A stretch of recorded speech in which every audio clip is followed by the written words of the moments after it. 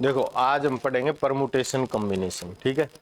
Most important topic है, सी set में तो बहुत ज्यादा क्वेश्चन आते हैं इसके, और पहले एसएससी में नहीं आता था आजकल, लेकिन एसएससी में भी आ रहा है, ठीक है। सब जगह इसकी इंपॉर्टेंस है। तो परमुटेशन क्या होता है और कॉम्बिनेशन क्या होता है, कौन बताएगा? परमुटेशन का मीन्स होता है अरेंजमेंट जिसमें हमें ऑर्डर चाहिएगा, है ना। जैसे मुझे इन कुर्सियों को ऑर्डर में लगाना है, या तो मैं रो वाइज लगाऊंगा या कॉलम वाइज। और कॉम्बिनेशन होता है सिलेक्शन, जिसमें ऑर्डर की हमें जरूरत नहीं होती है, ठीक है। तो नॉर्मली आपसे पूछ लेता है कि भाई जैसे कहीं आपका इंटरव्यू है, आपका मैथ्स रहा है 12th या ग्रेजुएशन में, कि आपको इनकी कहाँ जरूरत पड़ेगी, है ना, डेली लाइफ में कहाँ यूज करते हैं। तो देखो जैसे आज आप ड्रेस का सिलेक्शन करके आए कि मुझे ये ड्रेस पहन के जानी है ना, शूज का सिलेक्शन करके आए, है ना। जैसे मैंने सब्जेक्ट का चैप्टर का सिलेक्शन किया, तो ये क्या है, ये सारा सिलेक्शन ही तो है। फिर आप यहाँ पे रो वाइज बैठे, कॉलम वाइज बैठे, ये क्या परमुटेशन है। तो ये सारी चीजें क्या होती हैं, इनका डेली लाइफ में यूज आप कुछ भी बता सकते हो। फिर जैसे पूछता है, एक होता है प्रोबेबिलिटी, प्रोबेबिलिटी में पूछता है कि इसका डेली लाइफ में, प्रोबेबिलिटी का मीन्स होता है संभावना, ठीक है। जैसे आपने देखा आज गर्मी एकदम ज्यादा है ना, और हवाएं रुकी हुई हैं, थोड़ा सा बादल से छा रहे हैं, तो आप अंदाजा लगा सकते हो कि बारिश हो सकती है ना। मैं आया हूं एकदम बाहर बिल्कुल लाल गुस्से में हूं, तो आपको पता चलेगा कि मास्टर आज ठीक नहीं पढ़ा पाएगा, है ना। तो आप किसी भी बात का अंदाजा लगा सकते हो। आपने एक सिक्का उछाल दिया, उस पे टॉस करते हो जब आप, है ना, तो वो हेड होगा, टेल होगा। तो वो सारी चीजें आपसे अगर पूछी जाए तो आप कुछ भी बता सकते हो, जहां पे भी अंदाजा आपको लगाना है ना, जहां पे भी संभावना खोजनी है वहां पे प्रोबेबिलिटी का यूज होता है। और परमुटेशन जहां पे आपको अरेंज करना होता है ना, जैसे अलमारी में आपने बुक्स को अरेंज किया, कपड़ों को अरेंज किया, है ना, सुबह उठ के आपने अपना बेड अरेंज किया, तो वो सारी चीजें क्या है परमुटेशन। कॉम्बिनेशन क्या होता है सिलेक्शन। मैंने किसी एक बच्चे को बोल दिया कि ये क्लास का मॉनिटर है, तो वो क्या हो गया, सिलेक्शन हो गया, ठीक है। तो इसमें सबसे पहले आपको पता होना चाहिए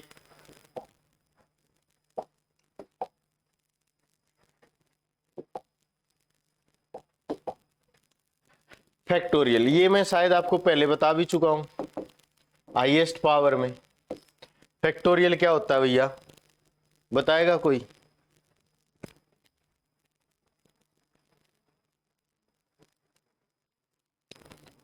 फैक्टोरियल क्या है?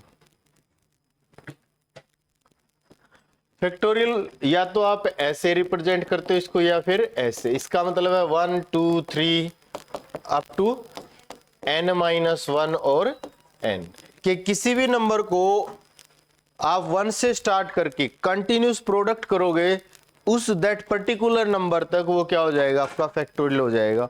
जैसे मैंने बताया 10 फैक्टोरियल, 10 फैक्टोरियल को हम कैसे लिख सकते हैं, या तो इधर से लिखो या इधर से, तो ये हो जाएगा 1 इंटू 2 3 4 5 6 7 8 9 और 10, ये हो गया आपका 10 फैक्टोरियल। फिर आपको पता होना चाहिए वैल्यू, 0 फैक्टोरियल होता है 1, 1 फैक्टोरियल भी 1 होता है, 2 फैक्टोरियल 1 इंटू 2 2 हो जाएगा, 3 फैक्टोरियल को आप लिख सकते हो 3 into 2 factorial means that 6, 4 factorial will be equal to 4 into 3 factorial that is 24, 5 factorial will be 5 into 4 factorial 120। आपको ये याद रखना है ना, कि 5 फैक्टोरियल में फर्स्ट टाइम यूनिट प्लेस पे 0 आती है, बहुत जगह यूज में आएगा ये, ठीक है।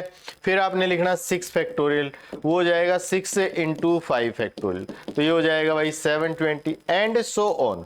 फिर आप देखोगे 10 फैक्टोरियल जब लिखोगे, तो 10 फैक्टोरियल में यूनिट प्लेस पे और 10th प्लेस पे क्या होगा, 2 जीरो आएंगे यूनिट प्लेस पे, और 10th प्लेस पे 2 जीरो। फिर 15 फैक्टोरियल में 3 जीरो हो जाएंगी, फिर 20 में 4, है ना, 25 में एक एक्स्ट्रा हो जाएगी, क्योंकि 25 क्या होता है 5 इंटू 5, सही बात है।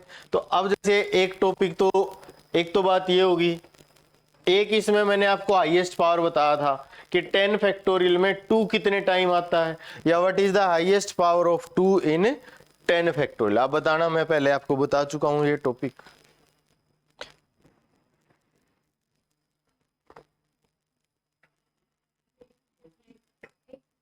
8 टाइम।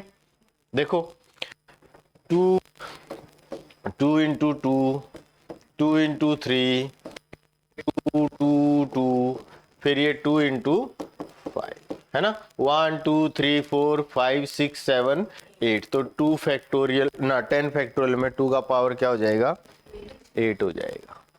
ये क्लियर है? यहां तक कोई डाउट हो तो बोलो। 0 फैक्टोरियल क्या होता है, 1 होता है। 1 फैक्टोरियल भी क्या होता है, 1 होता है। जैसे मैंने लिखा 10 फैक्टोरियल अपॉन में 8 फैक्टोरियल, तो आप इसको कैसे लिख सकते हो, 10 इंटू 9 इंटू 8 फैक्टोरियल अपॉन में 8 फैक्टोरियल, कैंसिल हो गया तो 90 आंसर आ गया।